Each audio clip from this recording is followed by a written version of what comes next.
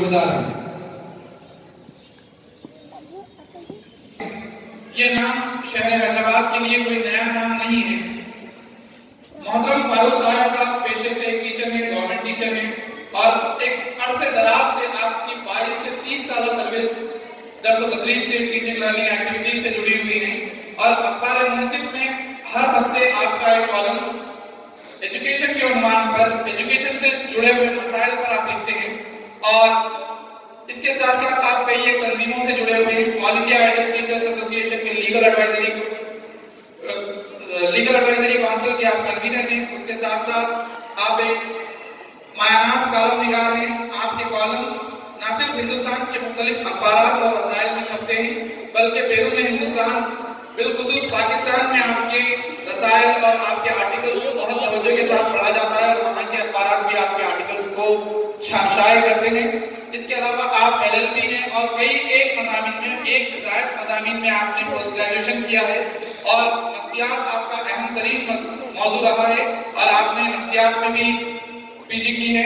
بہرحال میں فاروق طاہر صاحب کے متعلق زیادہ نہیں کہنا چاہتا ہوں، اور فاروق طاہر صاحب اور آپ کے درمیان حائل نہیں ہونا چاہتا ہوں۔ اللہ نے آپ کو غضب کے لکھنے کی صلاحیت اور بولنے کا کمال اور بہترین انداز آپ کو اللہ نے نوازا ہے، اور آپ اپنے انداز سے، اپنے الفاظ سے، اپنے قلم سے قوم ملت کی خدمت کر رہے ہیں۔ اللہ تبارک تعالیٰ سے دعا ہے کہ اللہ آپ کی خدمت کو قبول فرمائے۔ میں آپ کو ان اشعار کے ساتھ دعوت و سبق دینا چاہوں گا کہ میں جس بے زبان سے کروں تقریر بول اٹھے، میں جس بے زبان سے کروں تقریر بول اٹھے، مجھ میں کمال وہ ہے کہ تصویر بول اٹھے۔ میں جناب فاروق طاہر صاحب کے تعلق سے یہ کہنا چاہوں گا کہ سنا ہے وہ بولے تو باتوں سے پھول جھڑتے ہیں، سنا ہے وہ بولے تو باتوں سے پھول جھڑتے ہیں، یہ بات ہے تو چلو بات کر کے دیکھتے ہیں۔ آپ کے سامنے جناب فاروق طاہر صاحب۔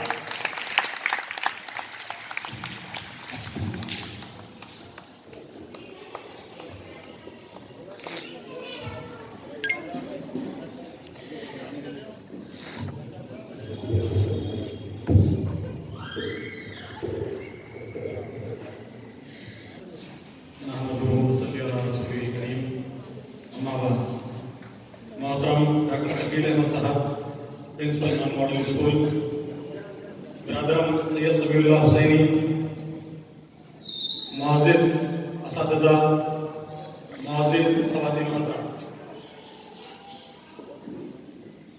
4 دن قبل سید سمیع اللہ حسینی صاحب نے مجھ سے ایک درخواست کی تھی کہ اولیاء طلبہ کو مخاطب کرنا ہے،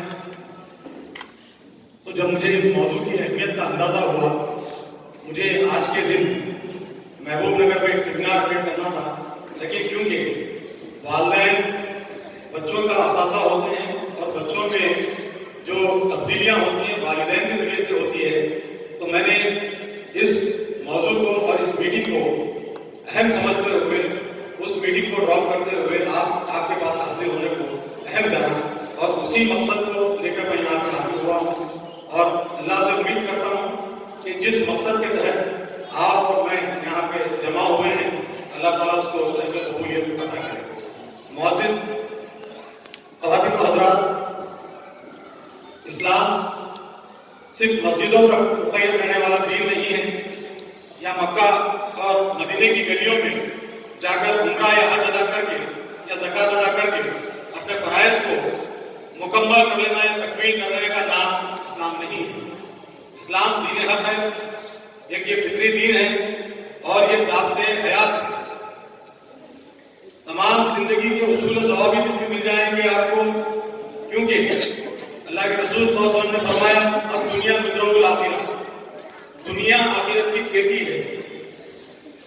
جس طرح سے کھیتی کو سیچنے کے لیے، اس کی فروغ کے لیے، اس کی نشو و نما کے لیے ہم کو متعدد اقدامات کرنا پڑتا ہے، اسی طرح سے ہم کو اپنے بچوں کو ایک اعلیٰ مقام تک پہنچانے کے لیے، ان میں اعلیٰ اوصاف و اقدار کے فروغ کے لیے ہم کو ان تمام چیزوں کو توجہ دینے کی ضرورت ہوتی ہے، جس سے بچوں میں ایک مثبت تبدیلی آئے۔ اللہ کے رسول صلی اللہ علیہ وسلم نے فرمایا، والدین خاص طور پہ کے لیے والد کی رضا میں اللہ کی رضا ہے. یہ نبی کریم صلی اللہ علیہ وسلم کا فرمان عائشہ ہے کہ والد کی رضا میں اللہ کی رضا ہے. اور ایک بات یہ کہی جاتی ہے کہ بیٹا والد کا تلچی ہوتا ہے. باپ کی جو بھی وراثت ہوگی اس کی جانشینی اکثر بیشتر اس کے بچوں میں آتی ہے، ان کے بچوں میں منتقل ہوتی ہے. باپ جنت کے دروازوں میں سے بیچ کا رہتا ہے. یہ مقام و مرتبہ باپ کو کیوں دیا؟ یہ صرف روزی فراہم کرنے کے واسطے نہیں.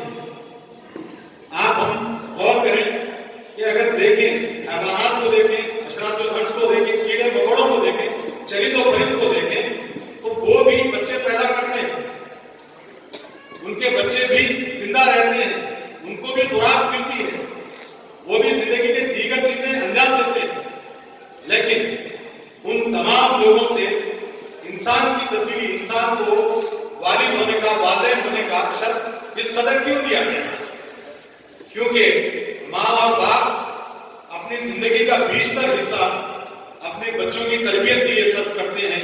اسی کی وجہ سے اللہ تعالیٰ نے جنت جیسی عظیم شے جس کے لیے دنیا میں آپ نماز پڑھتے ہیں، روزہ رکھتے ہیں، تمام نیک کام انجام دیتے ہیں، اتنی عظیم شے ماں کے قدموں کے نیچے.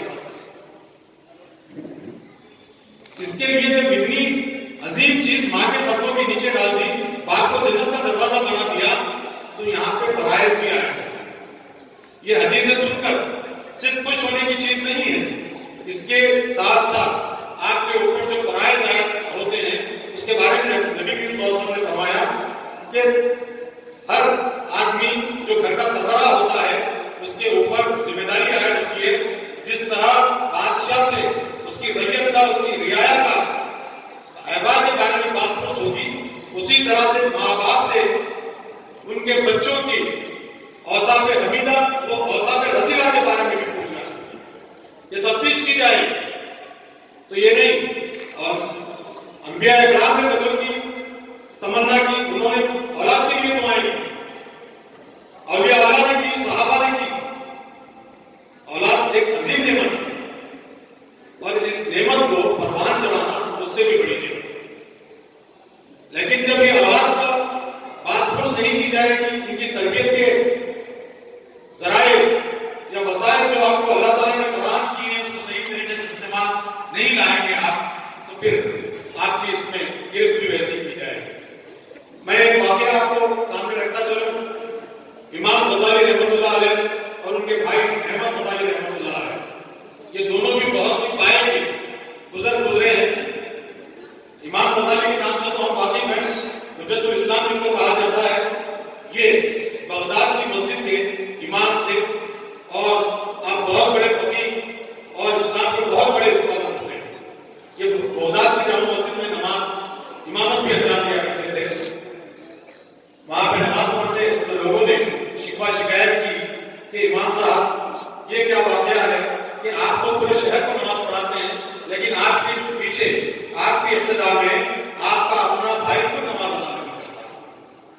وہ گھر تشریف لاتے ہیں، لا کے اپنی والدہ محترمہ سے کہتے ہیں کہ امی جان، تمام شہر میرے اوپر انگشت نمائی کر رہا ہے کہ میرا اپنا بھائی کو میرے پیچھے نماز نہیں پڑھتا. ان کی والدہ محترمہ احمد غزالی سے فرماتی ہے کہ کیا وجہ ہے، کل سے یہ شکایت میرے پاس تک نہیں آنا، آپ اپنے بھائی کے پیچھے نماز ادا کریں. تو ماں کی حکم تھا، ماں کی حکم عملی نہیں کی جاتی، اور یہ عادتیں والدین ہی اپنے بچوں کو منتقل کرنی ہوتی ہے. اگر کوئی باپ یا کوئی ماں ان کے ماں باپ ہوں اور اپنے بچوں کے سامنے ان سے بہتر طریقے سے پیش نہیں آئیں گے تو یہ یاد رکھ لیں کہ وقت پلٹ کر آتا ہے. یہی والدین جب اپنے والدین سے بہتر سلوک نہیں کریں گے تو یہ وقت ان کے اوپر بھی آئے گا کہ یہ بچے ان سے بھی اسی طریقے کا برتاؤ کریں گے. تو حکم عدوی جو بچے کرتے ہیں وہ ماں باپ کی وجہ سے ان کے گھر کے ماحول سے آتا ہے. گھر کے ماحول میں اگر یہ عناصر پنپتے ہیں، یہ جراثیم پنپتے ہیں تو اس سے پورا ماحول بدتر ہو سکتا ہے. تو امام احمد غزالی نکلتے ہیں، نماز کے لیے جاتے ہیں، فجر میں حاضر ہوتے ہیں. 2 رکعت ہوتی ہے، 1 رکعت इमाम के पीछे नियत मानते हैं, एक रकत होती है, दूसरी रकत में रकत तोड़ देते हैं और अपने घर के राह लेते हैं। पहले तो नमाज को नहीं आते थे, वो एक मसला था। अब नमाज को आगे को एक रकत पढ़े, दूसरी रकत में नमाज रकत तोड़ दिए, नमाज को तोड़ दिए और निकल गए मस्जिद से लोग और तनकीद पे आ गए। अब इमाम गजाली, मोहम्मद गजाली जो है उनके बड़े भाई अहमद गजाली के, इमाम गजाली उनको और तकलीफ हुई और आके कहते हैं वाला से पहले तो नमाज नहीं पढ़ते थे, ये मसला था, अब तो नमाज के लिए आए, 2 रकत में 1 रकत पढ़ी और दूसरी रकत में रकत चक्कर हो गए, मस्जिद से निकल गए और लोगों का मुख्तलिफ किस्म की आवाज़ मेरे पास आ रही है, लोग तनकीद कर रहे हैं।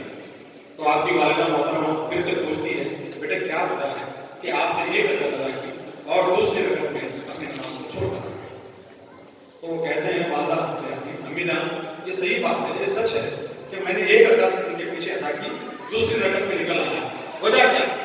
तो कहते हैं कि पहली रकत में तो ये पूरे इमाम गजाली मुकम्मल तरीके से खुशू और वज़ू से अल्लाह की जानिब की तरफ दिल और ज़हन लगा हुआ था, लेकिन दूसरी रकत में मुझ पे ये इल्हाम हुआ कि इनका जो मामला है, दूसरी रकत में जो लगाव था, कंसंट्रेशन था, वो अल्लाह की जानिब बरकरार नहीं रहा, वो मुझ पर इंकिशाफ हुआ उसका इल्हाम के जरिए से।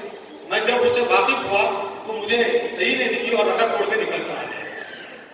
तो ये बड़ी चौंका देने वाली बात थी।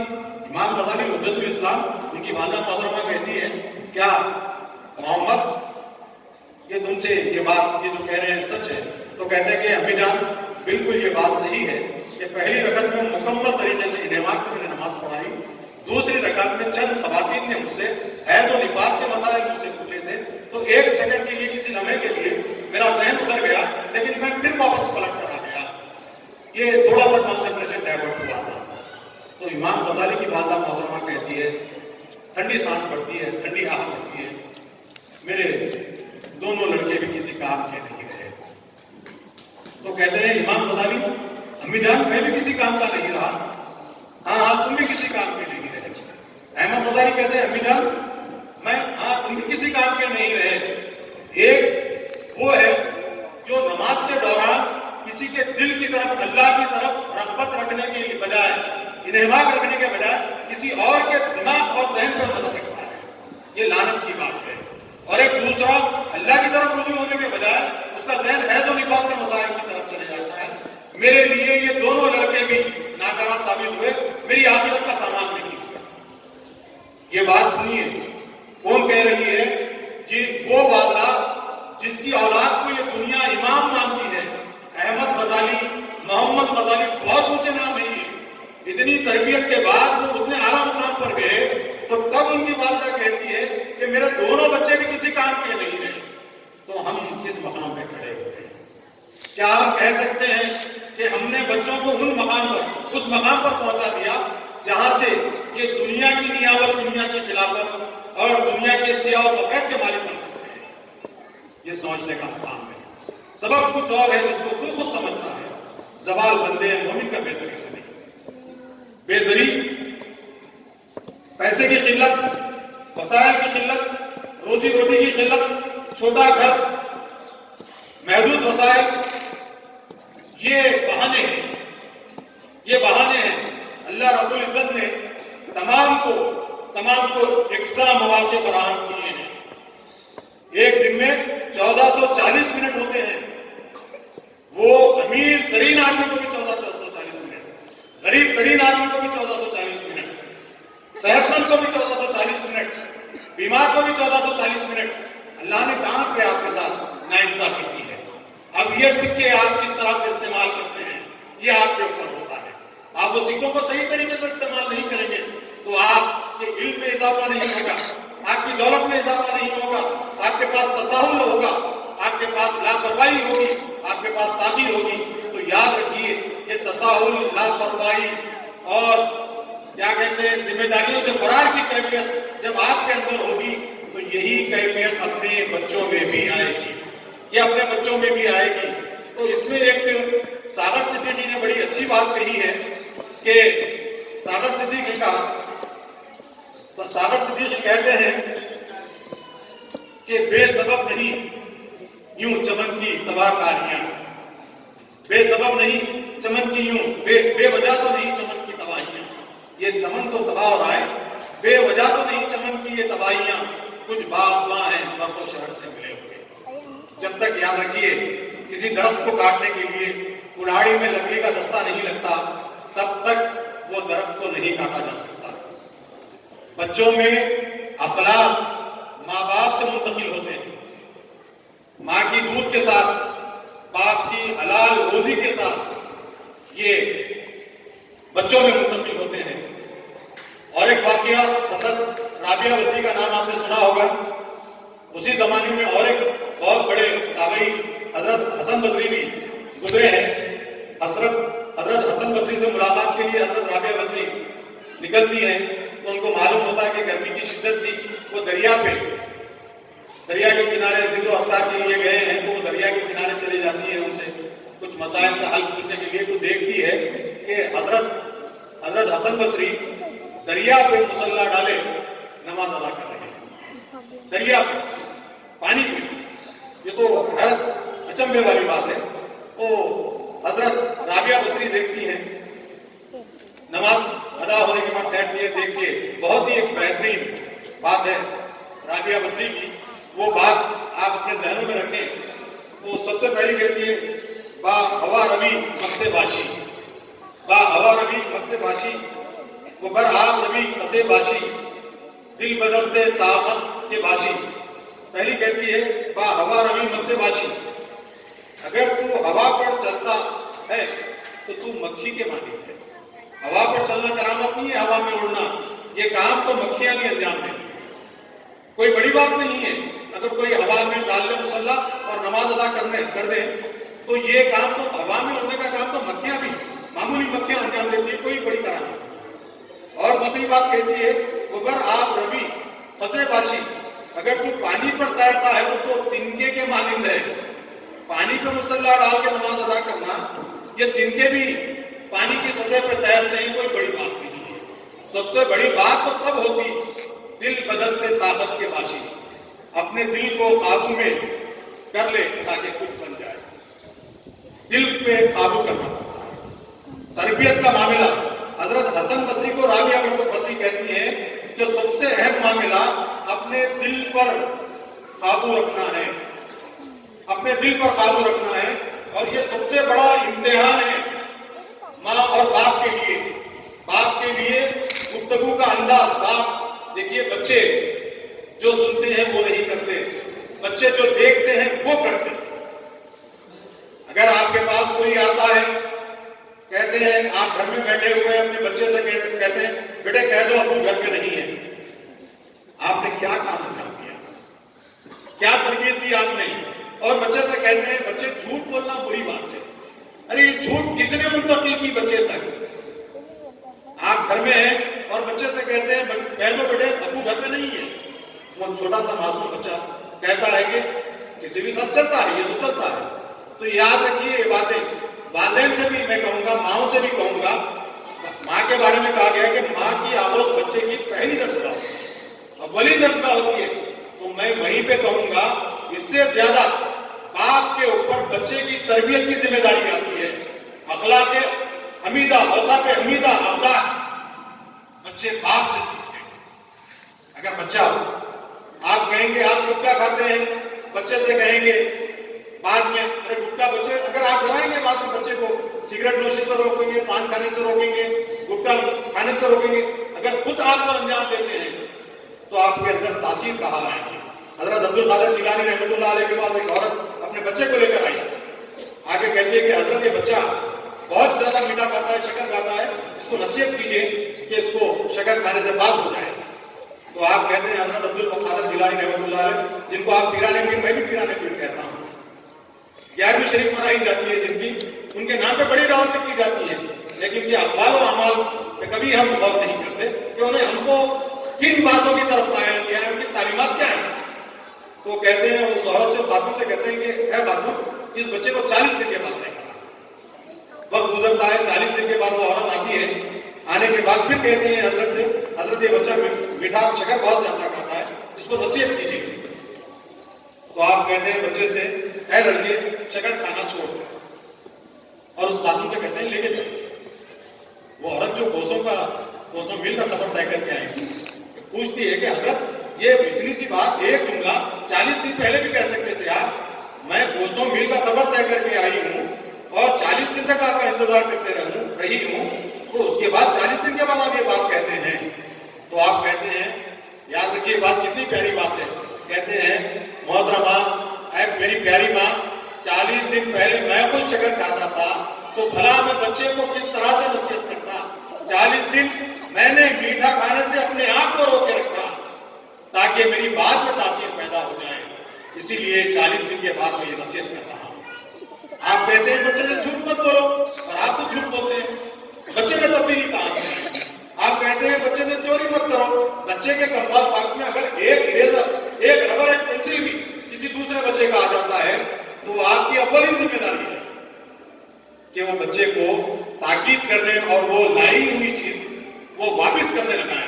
क्योंकि अगर चोरी 1 रुपये की होती है, 1 पैसे की होती है, वो भी चोरी है, 1 करोड़ की भी चोरी होती है। ये माँ बाप से मुंतकिल होने वाली चीज है। ये चीजों को बहुत इंपॉर्टेंट है, ये चीजें हराम लुक्मे से बचने की। इकबाल कहते हैं ताहीर लाहौती उस रिस्क से मौत अच्छी, ताहीर लाहौती उस रिस्क से मौत अच्छी जिस रिस्क से खाने में, जिस रिस्क से आती हो परवाज में कोताही। परवाज में कोताही, ताहीर क्या होता है, परिंदे को कहते हैं जो उड़ता है। लाहौत क्या होता है, वो आसमान जहां पे अल्लाह रब्बुल इज्जत खुद रहते हैं, जलवगर होते हैं अल्लाह जहां पे रहते हैं। ताहीर लाहौती उस रिस्क से बहुत अच्छी। तो इकबाल फरमाते हैं ऐ परिंदे, अल्लाह की तरफ प्रवास करने वाले परिंदे, ऐसा रिस्क मत खा जो परिंदा, क्योंकि बहुत ऊंचाई पे जाना है तुझको, तो अगर हलाल हराम की तमीज नहीं रखेगा और हराम लुक्मा तेरे अंदर चले जाएगा तो तेरी परवाज वहां तक नहीं जाएगी और तू गिर जाएगा, तेरा ताल्लुक अल्लाह से जुड़ नहीं सकेगा। अगर अल्लाह तक जाना है, बंदों तक पहुंचना है, अल्लाह तक रसाई करने के लिए बंदों तक जाना पड़ेगा, बंदों की खिदमत के जरिए से अल्लाह तक जाना पड़ेगा। खिदमत बहुत बड़ी जिम्मेदारी है। तो है ताहीर लाहौती उस रिस्क से बहुत अच्छी जिस रिस्क से आती है परवाज में कोताही। आप देखेंगे केरोसिन, मिट्टी का तेल जिसको गैस का तेल कहते हैं, वो खोल के रख दो आप, जरा देर से उड़ेगा। वही डीजल रखेंगे जरा तेजी से उड़ेगा। वही पेट्रोल खोल देंगे, पेट्रोलियम जिसे जहाज में रखें इमीडिएटली उड़ना शुरू हो जाएंगे। तो याद रखिए जिसके अंदर जितनी इंप्योरिटी होगी, दिल के अंदर जितनी आलाइशें, कलासतें और इंप्योरिटीज होंगी, उसकी परवाज वो लेवल तक नहीं जाती। तो ऊंची परवाज के लिए पहले दिल की आलाइशें और दिल को पाक करना पड़ेगा। उसके लिए सबसे पहला मामला जो है हलाल रिस्क। बाप के ऊपर पहला ये फर्ज है कि वो अपनी औलाद को हलाल रिस्क प्रदान करें। हलाल रिस्क ये सबसे अहम बात है।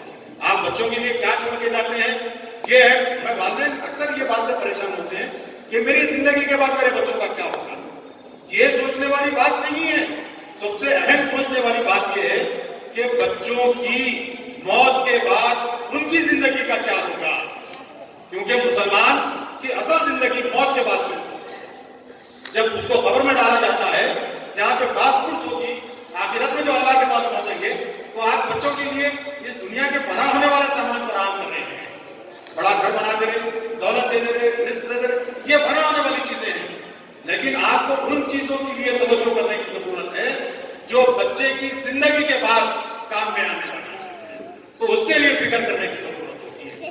उसके लिए बच्चों को अच्छे अखलाक से आरास्ता करने की जरूरत है। वाकई मैं इन असातिज़ा को सलाम करता हूँ, डॉक्टर कफील अहमद और उनकी टीम को सलाम करता हूँ, क्योंकि हम टीचरों को एक दिन मिलता है आराम के लिए। और आप लोग ये समझते हैं कि टीचर 4 घंटे 8 घंटे काम करता, नहीं, टीचर 24 घंटे काम करता है। यहाँ से स्कूल से जाने के बाद आने वाले दिन की तैयारी करता है। टीचर हमेशा अपने बच्चों के बारे में सोचता है। तो अगर सिर्फ टीचर के काम करने से ये तब्दीली आएगी नहीं, आपकी तब्दीली कहाँ से शुरू होगी, आपके घर से शुरू। मदर टेरेसा ने कहा कि चेंज कहाँ से स्टार्ट होता है, वो उनके घर से शुरू होता है। घरों के माहौल को और अपनी जात में तब्दीली लाना पड़ेगा। जब तक आप अपनी जात में तब्दीली नहीं लाएंगे, अपनी जात में अच्छाइयों को नहीं जगह देंगे, तब तक बच्चों की जिंदगी में तब्दीलियां नहीं आती। ये बहुत अहम चीज है।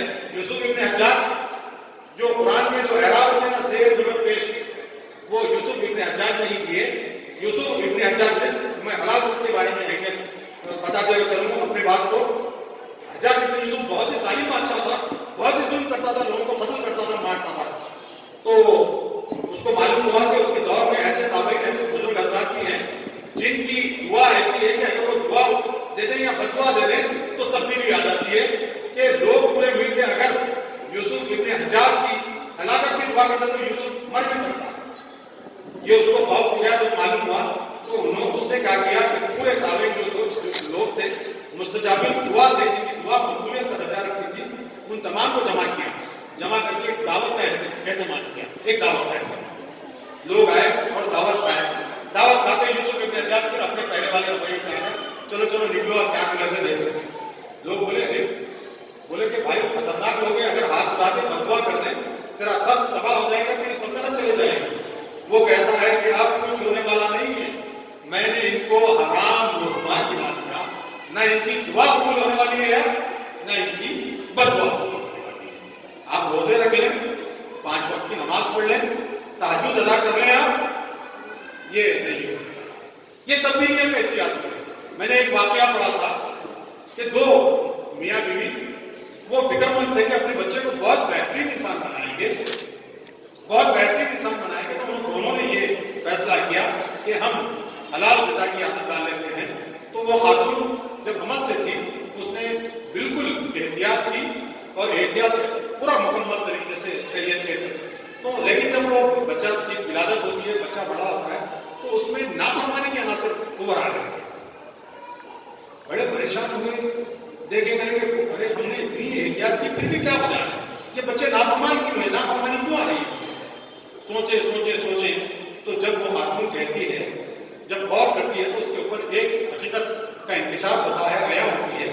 اسی لیے کہتے ہیں کہ محاسبہ کرنا، احتساب کرنا. ہم انگلی تو دوسروں میں پہلے اٹھا دیتے ہیں. سب سے پہلے اصلاح کی خود کی ضرورت ہوتی ہے. جب ہم اپنے آپ کو تبدیل نہیں کریں گے دوسروں سے تبدیلی کی توقع نہیں کر سکتے. تو خاتون غور کرتی ہے، احتساب کرتی ہے اور اپنے شوہر سے کہتی ہے ہاں ایک غلطی مجھ سے سرزد ہوئی.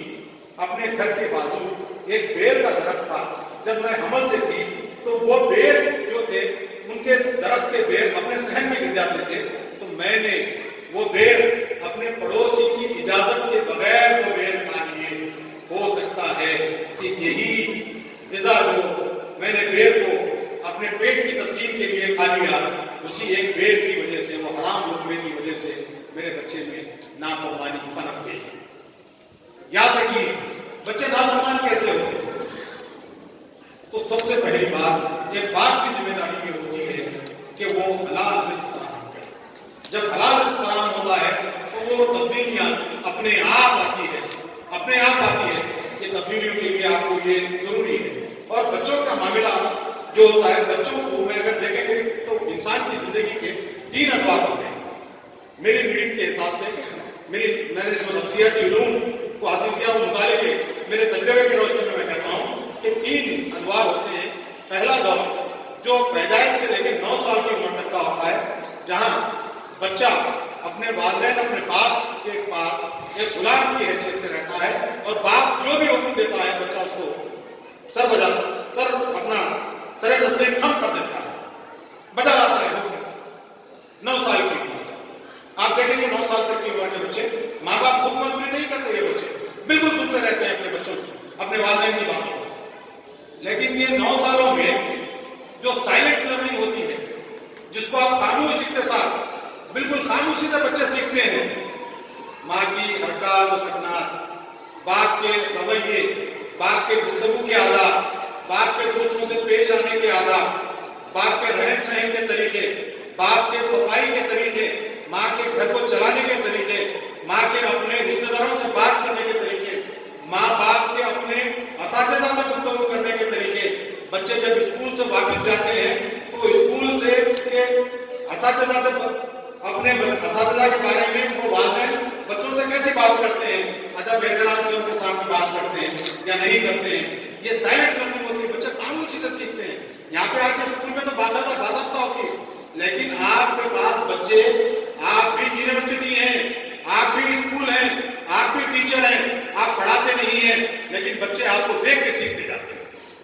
ये 9 साल की उम्र में बच्चे खामोशी से सीखते जाते हैं। 9 साल का पहला दौर, उसके बाद का दूसरा दौर जो होता है 9 साल के बाद का दौर, 9 साल से लेकर 14 साल तक की उम्र का जो दौर होता है, यहाँ पे बच्चा बाप का मुशीर बन जाता है, वजीर यानी एडवाइजर बन जाता है, मशवरा देता है, मशवरा देने की कैफियत में आ जाता है।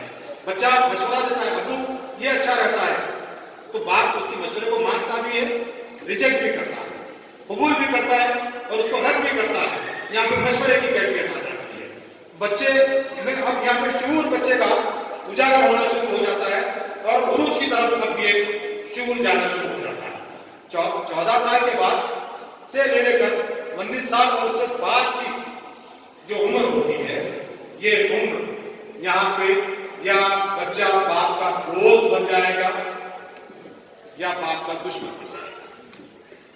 ये किस तरह से, अगर बच्चे में बाप ने पहले साल से लेकर 14 साल की उम्र तक अगर अच्छे औसाफ, अच्छे अखलाक, अच्छे सिफात उसके अंदर मुंतकिल कर देता है बाप, तो बच्चा उसका दोस्त बन जाएगा। अगर इन बातों पे बाप ने तवज्जो नहीं दी तो बच्चा उसका दुश्मन बन जाता है, नाफरमान बन जाता है। ये बातें बहुत अहमियत की हैं और मैंने इससे पहले भी कहा, बच्चे जो सुनते हैं वो नहीं करते, बल्कि बच्चे वो करते हैं जो आपको करते देखते हैं। अगर आप कहेंगे नमाज जन्नत की कुंजी है और आप ही जाके ताला नहीं खोल रहे हैं, आप ही सो रहे हैं, अस्सलातु खैरुम मिनन नौम, नमाज दिन से बेहतर है, फजर में आपकी आंख पैदा नहीं होती है और बच्चे को कहते हैं सुबह उठने से बच्चा early to bed early to rise make a man healthy wealthy and wise, जल्दी सोना जल्दी उठना बच्चे को अक्लमंद और दौलतमंद बनाता है और आप 8-9 बजे तक वालिदैन सोते हैं। ये देखेंगे तो बच्चों में कहां से तब्दीली आए। सुबह की बेदारी ये माँ बाप के जरिए से शुरू होती है। ये चीज आने की बहुत ही इंपॉर्टेंट ये चीजें हैं। और याद रखिए, दौलत की कमी ये हीला है, ये एक्सक्यूज है। अगर करने मेरे से कहा जाता है, जिसके पास इरादा हो तो कुछ भी कर सकता है। आप देखेंगे गरीब से गरीब एपीजे अब्दुल कलाम का आपने नाम सुना, जो हमारे सदर जमहूरिया भी रहे, गरीब घराने से ताल्लुक रखते थे। गरीब घराने से ताल्लुक रखते थे, वो अखबार इब्तिदाई अपनी उम्र में अखबार डाला करते थे, घरों में अखबार डाला करते थे। लेकिन दुनिया देखती है कि उनको आज दुनिया मिसाइल मैन और इंडिया के नाम से जानती है। आज हिंदुस्तान दुनिया की आंखों में आंखें डालकर बात करने के लिए के मौक़िफ़ में है, तो वो एपीजे अब्दुल कलाम की वजह से है। इस हिंदुस्तान की डिफेंस को मजबूत करने वाला एपीजे अब्दुल कलाम है। मामूली से जो प्लेटफॉर्म पे अखबार डाला करता था, ये गुर्बत बहाना नहीं। आप देखेंगे नरेंद्र मोदी जी, उन्होंने बारहा ये बात कही कि मैं रेलवे स्टेशन पे चाय पी रहा था, तो हम लतीफे के तौर पे ले रहे हैं वो बात, चाय वाला कहेगा। हमको ये इंस्पिरेशन लेना है कि एक गुर्बतज़दा आदमी, एक कुचले हुए तबके से रहने वाला, एक अपनी डिटर्मिनेशन की वजह से, अपनी माँ बाप की सही रहनुमाई और रहबरी की वजह से हिंदुस्तान के जलीलुल कद्र ओहदे पे फायज हो जाता है। ये बहाने कहाँ पाने वाले हैं। आप देखेंगे जो हमारे खुलफा थे जिन्होंने खिलाफत अंजाम दी, नबी करीम सल्लल्लाहु अलैहि वसल्लम ने कभी दौलत की तमन्ना नहीं की और नबी करीम सल्लल्लाहु अलैहि वसल्लम फरमाया कि अगर ईमान किसी के पास महफूज रहेगा वो गरीबों के पास रहेगा। ये बहुत बड़ी बशारत है, ये बहुत बड़ी बशारत है। और ईमान वाले वो काम कर जाते हैं जो दौलत वाले नहीं कर सकते। और ईमान से बड़ी दौलत कोई भी नहीं होती कि दुनिया में आखिरत में जो पैमाना होगा वो तक़वे की वजह से होगा। इन्ना अक्रमकुम इंदल्लाहि अत्क़ाकुम, कुरान कहता है कि वो अल्लाह के नजदीक इन्ना अक्रमकुम, सबसे ज्यादा ताज़ीम का इकराम का लायक वो बंदा है जो अल्लाह से सबसे ज्यादा डरता है। अल्लाह का खौफ, अल्लाह हमको दे, अल्लाह हर जगह मौजूद है, लेकिन हमारे हरकत और सकना से हम बच्चों को अभी भी ये जाहिर नहीं करते कि अल्लाह देख रहा है। चोरी छुपे हम कुछ भी काम अंजाम दे देते हैं, जिससे बच्चे वो चीज को सीख लेते हैं تو یاد رکھیے آپ احیت آپ کو جب بنایا گیا، ایک واقعہ عمر بن عبدالعزیز رحمۃ اللہ علیہ کا ایک واقعہ بہت ہی اہم واقعہ ہے۔ عمر بن عبدالعزیز، دیکھیے یہ تبدیلیاں کیسی آتی ہے۔ عمر بن عبدالعزیز کی والدہ کون تھی اور ان کے والد محترم کون تھے؟ حضرت عمر کا نام آپ نے سنا ہے۔ حضرت عمر رضی اللہ تعالیٰ عنہ دوسرے خلیفہ ہے ہمارے پاس، اور 25 لاکھ مربع میل سے زیادہ آپ کی سلطنت تھی۔ تو آپ ایک جگہ سے جا رہے تھے تو آواز کانوں میں چھوٹی سی آواز آ رہی ہے گھر سے کہ ایک ماں اپنی بچی سے کہہ رہی ہے، کیا بیٹی تم نے دودھ دھو لیا ہے؟ تو کہتی ہے دودھ تو میں نے بکری کا دھو لیا ہے لیکن دودھ بہت ہی کم نکلا۔ تو کہتی ہے کہ دودھ لینے والے آئیں گے، ان کو تو دودھ پورا دینا پڑے گا، ایک کام ایسا کرو کہ اس دودھ میں پانی ملا۔ تو کہتی ہے کہ یہ ملاوٹ کرنا، خیانت کرنا، دھوکہ دینا، اس سے خلیفہ نے ہم کو باز رکھا ہے، روکے رکھا ہے۔ تو کہتی ہے ارے خلیفہ کہاں دیکھ رہا ہے؟ تو کہتی ہے بے شک ماں، امی جان بے شک خلیفہ نہیں دیکھ رہا ہے، لیکن خلیفہ کا تیرا اور میرا اللہ ہمیں دیکھ رہا ہے۔ تو حضرت عمر وہ بات ان کی کانوں میں پڑتی ہے، وہ سنتے ہیں، وہ رک جاتے ہیں، یہ دیکھتے ہیں، دیکھ کے کہتے ہیں، پھر بلاتے ہیں اس عورت کو اور اپنے بیٹے کا رشتہ، حضرت عاصم کا رشتہ اس لڑکی کے لیے دے دیتے ہیں۔ ایک معمولی کام کرنے والی بالکل مزدور پیشہ طبقے سے، دیکھیے رشتے کا کیا انتخاب کا جو طریقہ تھا، رشتے کا تقویٰ لکھا اِنَّ أَكْرَمَكُمْ عِندَ اللہِ أَتْقَاكُمْ۔ تو اسی طرح سے وہ لڑکی اس عاصم اور اس لڑکی سے ایک لڑکا تولد ہوتا ہے جس کو دنیا عمر بن عبدالعزیز کے نام سے جانتی ہے۔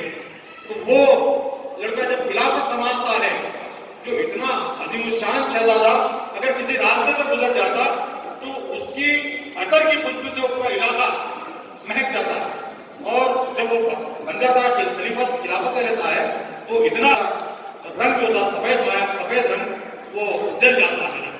وہ اپنے گھر پہ آتے ہیں، دیکھتے ہیں اور اپنی لڑکی کو آواز دیتے ہیں، لڑکی کو آواز دیتے ہیں، ایک مرتبہ آواز دیتے ہیں، لڑکی حاضر نہیں ہوتی، دوسری مرتبہ آواز دیتے ہیں، لڑکی حاضر نہیں ہوتی، تو ناگواری گزرتی ہے کہ بچہ لڑکی کیوں نہیں آ رہی؟ ان کی اہلیہ ان سے آواز دیتی ہیں کہ خلیفہ امیر المومنین، آپ کی دفتر کے پاس صرف ایک شلوار ہے اور وہ بھی پھٹی ہوئی ہے، وہ اندر اپنے کمرے میں اس شلوار کو سی رہی ہے، اسی لیے تاخیر ہو رہی ہے۔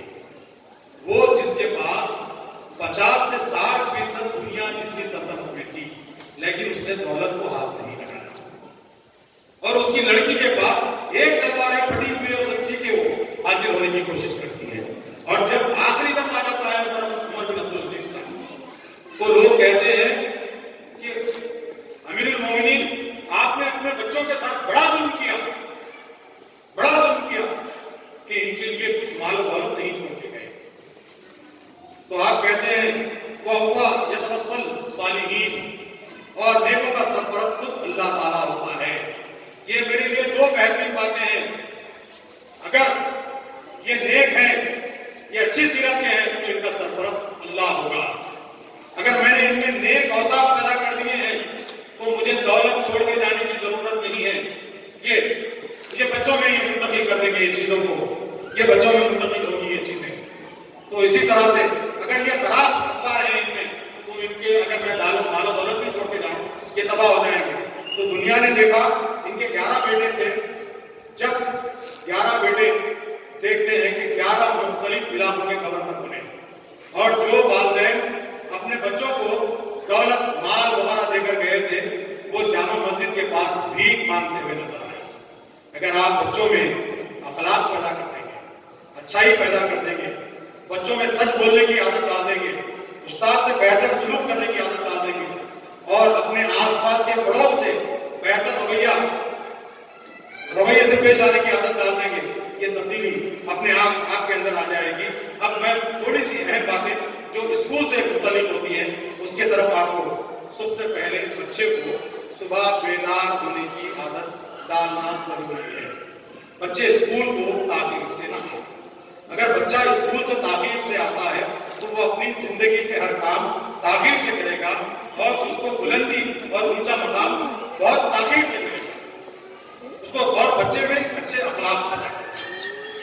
किसी छोटे से बड़े से, उस्ताद से, माँ से, बाप से, किसी से भी बेहतर तरीके से बात करने की आदत डालनी होगी। और अपने असातिज़ा से अगर बच्चे आपके सामने अगर कुछ बदतमीजी से असातिज़ा के बारे में बात करते हैं, तो अगर आप सुन के खामोश हो जाते हैं, क्योंकि असातिज़ा वालिदैन के दर्जे में होते हैं, तो उस्ताद से जो एहतराम नहीं करेगा वो अपने वालिदैन का भी एहतराम नहीं करेगा। सुबह बेदारी, सुबह जल्दी उठने की आदत, उसके बाद वक्त से पहले स्कूल में हाजिर रहने की आदत। अगर 8:30 का मदरसा है, 8:20 में बच्चे आते हैं, उसके लिए माँ बाप दोनों को भी वक्त उठना पड़ेगा। और दूसरी बात, सच बोलने की आदत डालें। बाहर की ग़िज़ा जो जंक फूड होती है, अक्सर जंक फूड,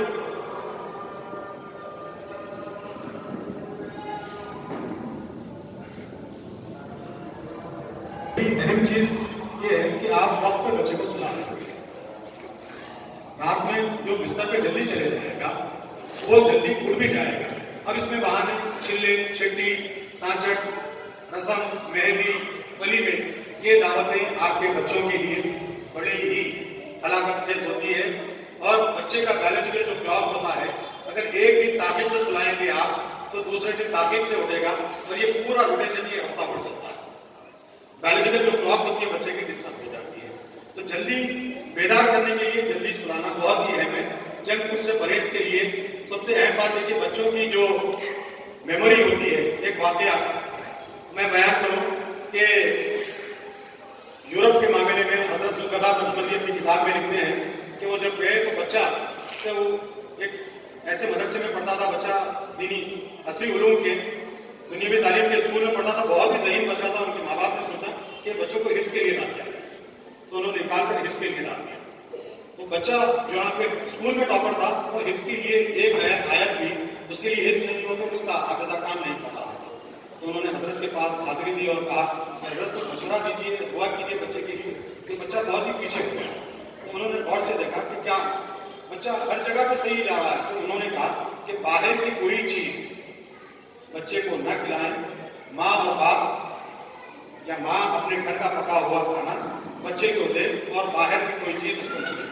दूसरे साल जब हज़रत का जाना हुआ, फिर क्योंकि लंदन गए, तो बच्चा 1 साल के अरसे में हिफ्ज़ मुकम्मल कर चुका था। तो ये मामला क्या होता है, जो बाहर की नापाक आलाइशें होती है ग़िज़ा की, वो किस तरह से बनाई जा रही है। हिफ्ज़ान सेहत का और हराम और हलाल का, नजस और पाक चीज़ों का लिहाज रखा जा रहा नहीं। ये अनासिर बच्चों में ग़िज़ा के ज़रिए से आती हैं। तो ये जंक फूड बाहर की जो ग़िज़ाएँ होती हैं, बच्चे को इससे रोकें, सेहत भी अच्छी रहेगी और रूहानियत भी बच्चे में पैदा होगी। बच्चे में बात करने का सलीका पैदा करेगा। माँ बाप बेहतर तरीके से अपने बच्चों को बेहतर तरीके से बात करें। और ख़ास तौर पर माँओं की आदत होती है कि बच्चों को बददुआएं इससे रोक लें। कुछ भी बरगश्ता हो गई, थोड़ा सा गुस्सा हो गया, बददुआएं से बात रखें। बददुआ भी दुआ की एक किस्म है। अगर वो कबूलियत के दर्जे में आती है तो आपको जिंदगी भर रोना पड़ेगा। ये चीज़ों से रोकें। और बच्चे जब जिद करते हैं तो उसकी वजह क्या होती है कि अगर आप बच्चों को तवज्जो नहीं देते हैं, तो बच्चे अपनी तवज्जो, आपकी तवज्जो अपनी तरफ लाने के लिए वो ऐसे काम करते हैं ताकि आपकी तवज्जो उनकी तरफ आ जाए, या आपका बेटा लाड़ प्यार भी इसकी वजह होती है। तो बच्चे को जितनी तवज्जो की जरूरत है वो खास तौर पर बाप के लिए क्या है। माएँ तो देखती हैं, बाप पैसे का, खाने पीने का इंतजाम कर दिया और बड़ी उसकी अक्सर जो जिम्मेदारियां होती हैं वो जिम्मेदारियां बाप के कंधों पे आई होती हैं। बाप अगर ये कोशिश कर लें, वालिद साहब ये बच्चे को मस्जिद तक लेके जाएं, फजर में बच्ची को नमाज के लिए उठा दें, सुबह में उठा दें और स्कूल तक लाकर छोड़ दें, और हफ्ते में एक मरतबा उसके स्कूल के प्रिंसिपल से, टीचर से आकर मिलने, उसके काम के बारे में पूछें, तो मैं समझता हूँ कि बच्चों में एक ऐसी फिजा पैदा होती है कि अपने आप, और माँ के लिए मैं कहूँगा एक माँ 1000 टीचर से बेहतर होती है। इसकी एग्जाम्पल थॉमस अल्वा एडिसन, उसको जब वो छोटी सी क्लास में था, बिल्कुल गप्पी था, उसको उसके एक टीचर ने पर्ची दे दी, उसके जेब में पर्ची डाल दी, तो आगे अपनी माँ को कहता बताता, तो उसको लिखा हुआ था, don't send your child to the school, he is too weak to learn. उसमें उसमें लिखा होता अपने बच्चे को स्कूल को मत भेजो, बहुत ही खुलते हैं, इसको सिखा नहीं सकते। तो माँ देख लेती है, देखिए बच्चा पूछता है कि अम्मीजान इसमें क्या लिखा है, मतलब what is there in the script. वो कहता है, वो माँ कहती है बेटे इसमें ये लिखा है कि उसको आपको पढ़ा सके, मैं आपसे आपको पढ़ाऊंगी। तो दुनिया देखती है कि 10,000 ईजादात उसके नाम पे आ जाते हैं। अगर माँ चाहती है तो बच्चे के लिए कुछ भी कर सकती है, बच्चे को कुछ भी बना सकती है। तो नफ्सियात का जो मुताला होता है बच्चे का, ये माँ बाप उसको अंजाम दे, वक्त की कदर की आदत डालें, बच्चे को सफाई की आदत, स्कूल को भेज देंगे उसकी सफाई नहीं देखेंगे, उसका बैग नहीं देखेंगे, उसकी किताबें सही तरतीब से जमी हुई वो नहीं देखेंगे, उसके होमवर्क को नहीं देखेंगे। अगर आप पढ़े लिखे नहीं है, कम से कम जो है माँ या बाप आए बच्चों को एक मुकर्ररा वक्त पे बच्चों को किताबें देकर बिठा दें और आप ये बोले मैं निगरानी कर रहा हूँ, बच्चे खुद ब खुद आदि हो जाएंगे। वक्त की कदर की आदत डालिए। मार पीट से मसले हल नहीं होते, बच्चे सरकस कर जाते हैं। ज्यादातर प्यार से बच्चे समझ जाते हैं, तो मार से बचने की कोशिश, मारने से बच्चों को अवॉइड कीजिए। और स्कूल माँ बाप के ताउन के बगैर कुछ भी नहीं बन सकता। अगर आप अपने बच्चों में तालीम के लिए आप बच्चों को इसलिए भेजते हैं कि अच्छा इंसान बने। अगर आप बच्चे को अच्छी नौकरी के लिए जहन में रख के भेज रहे हैं तो याद रखिए, अगर नौकरी दिलाने के लिए आप तालीम हासिल करने लगा रहे हैं बच्चों को, तो बच्चे नौकरी ही बनेंगे। अगर बच्चे को बादशाह बनाना चाहते हैं, अच्छा इंसान बनाना चाहते हैं, तो बच्चों को ये बोलना है कि तुमको पढ़ लिख कर एक आला इंसान, बेहतर इंसान बनना है। वक्त की कदर, ये तमाम चीजें बाप और माँ दोनों मिलकर बच्चों में मुंतकिल करते हैं। एक टीचर या एक स्कूल ये बेटर हाफ, आधा हाफ रहता है। जब तक आपका हिस्सा आप अपना नहीं देंगे ये मुकम्मल नहीं होता। तो देखिए, जिस तरह से एक ड्राइविंग करने में उसको सीखना पड़ता है, तो पेरेंटिंग में सीखना पड़ता है। पेरेंटिंग किस तरह से सीखी जाती? आप प्रिंसिपल साहब के पास आइए, अपने टीचर से बात होंगे, बच्चों के टीचर से बात कीजिए, ये आपके मेंटर्स होंगे बच्चों के, वो रहनुमाई करेंगे, रहबरी करेंगे। अगर ये नहीं होगा तो बच्चों में तब्दीली नहीं आएगी। ये बात अकबर इलाहाबादी ने बहुत अच्छी कही है, तिफ्ल से वो आएगा माँ बाप के अखबार की, दूध तो है डिब्बे का, तालीम है सरकार की। तो ये चीजें रोकने के लिए माँ बाप कोशिश करें। जब तक माँ बाप कोशिश नहीं करेंगे तब्दीली नहीं आएगी। स्कूल में तब्दीली बाद में आएगी, स्कूल से पहले घर से तब्दीली का आगाज घर से होता है। तो मेरी माएँ और जो वालिद हज़रात यहाँ पे बैठे हैं, उनसे मेरी मुआद्दिबाना गुजारिश है कि बच्चों की तरबियत की राज जिम्मेदारी, जो जन्नत का दरवाजा आपको बना रहे हैं, जो जन्नत जैसी अजीम शय आपके कदमों के नीचे डाल दी जा रही है, वो आपको तभी मिलेगी जब बच्चों की तरबियत की आप जिम्मेदारी से ओहदा बनाओगे। अगर बच्चों की तरबियत आप सही नहीं करेंगे तो आप आखिरत में अल्लाह के पास जवाबदेह होंगे। तो अल्लाह ने आपको एक अजीम नेमत दी है, वो नेमत का शुक्र अदा कीजिए और बच्चों की तरबियत का जितना भी सामान आप फराहम कर सकते हैं उसको फराहम कीजिए। जज़ाकल्लाह, खुदा हाफ़िज़।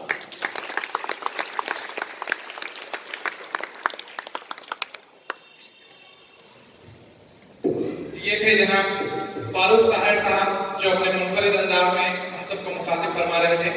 यकीनन जिस अंदाज में आपने बातें रखी हैं वो तमाम औलिया तलबा के लिए, पेरेंट्स के लिए यकीनन मशाल राह साबित होगी।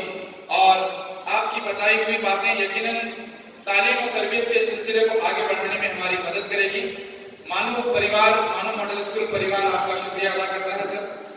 आप जिस वक्त हमसे मुखातिब थे उसी दौरान शहर के कुछ नामवर प्राइवेट इंस्टीट्यूशंस के जिम्मेदारान आज हमारे दरमियान यहाँ पर मौजूद हैं।